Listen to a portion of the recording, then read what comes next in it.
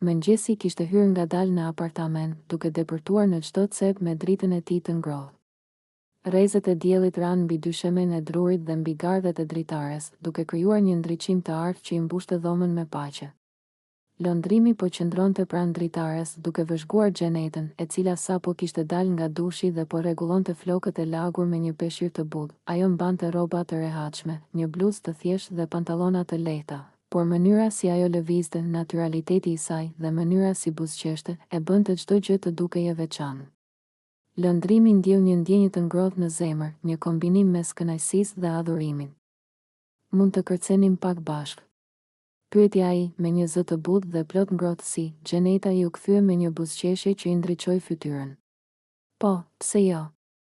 tha ajo, dhe një ndjenjë lehtësie përshkoi dhomën. Filluan të lëviznin së bashku, duke u ndier si një ritëm i vetëm.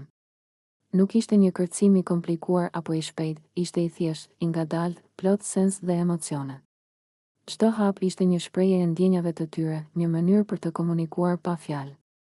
Lëndrimi ndihej i lumtur duke parë fytyrën e Xhenetës që shkëlqente nga buzëqeshja, dhe ajo ndihej e sigurt duke ndarë atë moment me të. Ai e mbajti për dorë, ajo ju afrua më pranë dhe ata filluan të lëviznin më të qetë, duke ndier ngrohtësinë e njëri tjetrit. Muzika që dëgjonin në kokën e tyre ishte e heshtur, por e qartë. Çdo ritëm i zemrës, çdo frymëmarrje, çdo buzëqeshje krijonte një melodi që nuk kishte nevojë për nota. "Duket sikur koha ka ndalur," tha Xheneta, duke qeshur lehtë. "Po, ndonjëherë momentet më të bukura janë ato që ndodhin ngadalë," iu përgjigj Lëndrimi, duke e shikuar me vëmendje. Ata vazhduan të lëviznin në atë ritëm të ngadalë, duke ndryshuar drejtimet dhe duke u ndier më afër njëri tjetrit. Çdo lëvizje ishte një kombinim i elegancës dhe spontanitetit. Lëndrimi ndjeu gëzim kur ajo e kaploi me krahun e saj dhe i buzëqeshi me një shikim plot lumturi.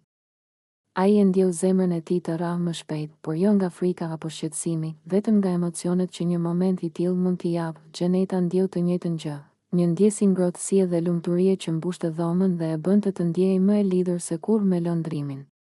Ata vazhduan të kërcenin, por tani më të qetë, duke qeshur për çdo gabim të vogël, çdo këmbë që nuk ndodhej në vendin e duhur. Ishte një lojë, një koreografi e çliruar, një shprehje e gëzimit të thjeshtë të mëngjesit. Pas disa minutash, ata ndalën për të marrë frymë, duke qëndruar pranë njëri tjetrit dhe duke ndier efektin e ngrohtë të kontaktit fizik, pa e shprehur me fjalë. Lëndrimi e përqafoi Xhenetën në mënyrë të butë, dhe ajo i mbajti duart mbi krahët e tij, duke ndier praninë e tij në mënyrë të qetë dhe të sigurt. Ata u ulën pranë dritares, duke parë diellin që ngjitej më lart dhe duke biseduar për gjëra të zakonshme, planet për ditën, gjëra që i bënin të qeshnin, kujtime të vogla të së kaluarës. Por në çdo bisedë kishte një ndjenjë të padukshme të afërsisë dhe lumturisë që vetëm pranë njëri tjetrit mund të ndjehet. Mëngjesi u shndërrua në një orë të ngadalë, por të këndshme, ku çdo detaj kishte rëndësi. Aroma e kafes që sapo ishte bërë, drita që binte mbi tryezën, tingulli i qeshjes së tyre që mbushte ajrin. Lëndrimi shikoi Xhenetën dhe mendoi se kjo ndjenjë, kjo qetësi dhe gëzim i thjeshtë, ishte më e fuqishme se çdo gjë tjetër. Kur u ngritën për të filluar ditën, ata morën me vete atë ndjesi, një ndjenjë të afërsisë, të sigurisë dhe të lumturisë, një kujtim të mëngjesit që nuk do të harrohej kurrë.